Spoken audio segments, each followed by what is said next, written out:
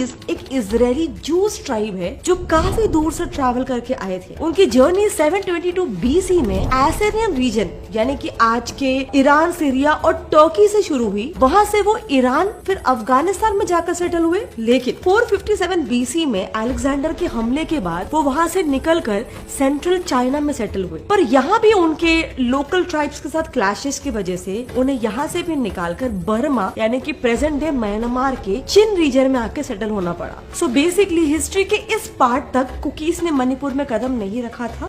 He being the prime minister of Israel, we are still Israel. Manasseh is one of Israel, so he should have more interest. I want to move from this country very soon. I'm glad.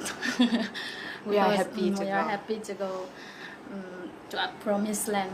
This is not our land. We are just, I guess, Indian guests.